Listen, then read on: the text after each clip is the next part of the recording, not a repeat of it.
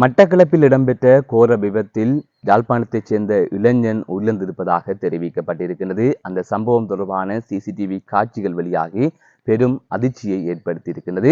மற்றொரு செய்தியாக, மட்டக்களப்பில் 4 நண்பர்கள் மது அருந்திய நிலையில் அவர்களுக்கு இடையிலே மோதல் ஏற்பட்டிருக்கிறது. இந்த மோதல் சம்பவத்தை தொடர்ந்து ஒருவர் அடித்து கொலை செய்யப்பட்டிருப்பதாக தெரிவிக்கப்பட்டிருக்கிறது. அவரது சடலமும் மீட்கப்பட்டிருப்பதாக கூறப்படுகின்றது. இந்த 2 செய்திகள் தொடர்பில் தான் இந்த தொகுப்பிலே விரிவாக பார்க்க இருக்கின்றோம். அதற்கு முதல் ஜேகே ரிப்போர்ட் எனப்படுகின்ற இந்த யூடியூப் சேனலை சப்ஸ்கிரைப் செய்து கொள்ளுங்கள். தொடர்ந்து அருகில் இருக்கின்ற பெல் பட்டினை கிளிக் செய்வதனூடாக நான் போடுகின்ற ஒவ்வொரு காணொளிகளையும் நீங்கள் உடனுக்குடன் பார்க்கக்கூடிய வகையில் இருக்கும். நான் நடராசா ஜெயகாந்தன். தற்பொழுது செய்திகளுக்குள்ளே செல்லலாம். யாழ்ப்பாணத்தைச் சேர்ந்த இளைஞன் மட்டக்களப்பில் இடம்பெற்ற விபத்தில் உயிரிழந்தமை தொடர்பான சிசிடிவி காட்சிகள் வெளியாகி பெரும் அதிர்வலைகளை ஏற்படுத்தியிருக்கிறது. யாழ்ப்பாணம் கொக்குவில் பகுதியைச் சேர்ந்த மதுசிகன் எனப்படுகின்ற இளைஞனே இவ்வாறு மட்டக்களப்பில் இடம்பெற்ற விபத்தில் உயிரிழந்திருப்பதாக கூறப்படுகின்றது. 28 வயது பூர்த்தியான மதுசிகன் தனது தனிப்பட்ட தேவைக்காக மட்டக்களப்புக்கு சென்றிருக்கின்றார். அந்த சந்தர்ப்பத்தில் தான் மட்டக்களப்பு நகர் பகுதியில் அவர் வீதியின் எதிர் திசையில் இருந்து இலங்கை போக்குவரத்து சபைக்கு சொந்தமான பேருந்தொன்றினை மறைத்து அந்த பேருந்தில் ஏறுவதற்காக விரைந்து செல்கின்றார். அப்போது அந்த பேருந்து அவர் செல்ல இருக்கின்ற இடத்திற்கு செல்லாத பேருந்து, அதாவது வேறொரு இடத்துக்கு செல்லுகின்ற பேருந்து என்று நினைக்கின்றேன். அந்த சந்தர்ப்பத்தில் அவர் மீண்டும் அதே வழியால் ஓடி வருகின்றார். அப்போதுதான் அதே திசையில் பயணித்த, அதாவது இலங்கை போக்குவரத்து சபைக்கு சொந்தமான பேருந்து பயணித்த திசையில் அந்த பேருந்து நிறுத்தி வைக்கப்பட்டிருந்தது. அதே திசையில் கயசக வாகனம் பயணித்திருந்தது. அப்போதுதான் அந்த கயசக வாகனத்தில் மோதுண்டு அவர் உயிரிழந்திருப்பதாக கூறப்படுகின்றது. கயசக வாகனம் அந்த நபரை மோதி தள்ளியதில் 20 மீட்டருக்கும் அதிகமான தூரத்திற்கு அந்த நபரை இழுத்துச் சென்றதை அந்த காணொலியில் பார்க்கின்ற போது அவதானிக்கக்கூடிய வகையிலே இருக்கின்றது. ஆகவே யாழ்ப்பாணத்தைச் சேர்ந்த இளைஞர் இவ்வாறு மட்டக்களப்பு நகர் பகுதியிலே ஒரு அவதான பிழையால் இவ்வாறு உயிரிழந்திருக்கின்றார்.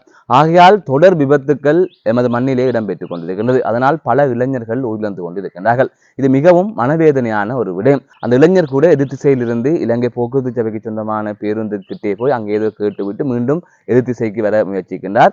அவதானிக்காமல், அருகே வருகின்ற வாகனங்களை பார்க்காமல், ஏதாவது வாகனங்கள் வறுமை நின்று பார்க்காமல், அதுவும் பேருந்துக்கு முன்னாலே அவர் வீதியை கடக்கின்றார். நிறுத்தி வைக்கப்பட்ட இலங்கை போக்குவரத்து சபைக்கு சொந்தமான பேருந்து கொஞ்சம் முன்னால் வலிக்கிட்டால் கூட அவர் மோதுவதற்கு வாய்ப்புகள் இருக்கின்றது. ஆகவே எப்போதுமே பேருந்திலிருந்து இறங்கினாலோ அல்லது நிற்கின்ற பேருந்தில் ஏதாவது கதைத்து விட்டு போனாலோ பேருந்திற்கு பின்பக்கமாகத்தான் நீங்கள் வீதியை கடக்க வேண்டும். அதுவும் நின்று நிதானித்து பார்த்துத்தான் கடக்க வேண்டும். இவர் நிறுத்தி வைக்கப்பட்ட இலங்கை போக்குவரத்து சபைக்கு சொந்தமான பேருந்தின் முன்பக்கமாக கடக்கின்றார். அப்போது அதே திசையில் கயசக வாகனம் வருகின்றது. அந்த சந்தர்ப்பத்தில் அவரை மோதி தள்ளி இருக்கின்றது.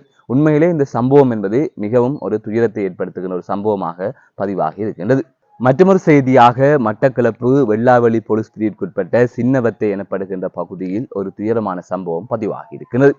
நேற்றைய தினம் வெள்ளிக்கிழமை நண்பகல் 12 மணி அளவிலே நபரொருவர் 3 நண்பர்களுடன் இணைந்து மது அருந்த சென்றிருக்கின்றார். அந்த சந்தர்ப்பத்தில் 4 நண்பர்களுக்கு இடையிலே முரண்பாடு ஏற்பட்டிருக்கின்றது.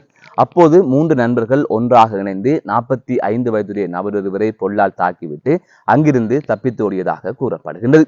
இவர்கள் நேற்றைய தினம் சின்னவத்தை பகுதியில் இருக்கின்ற வயல்வெளியிலே இவ்வாறு மது அருந்துவதற்காக சென்ற நிலையிலே இந்த சம்பவங்கள் எல்லாம் இடம்பெற்றிருக்கின்றது.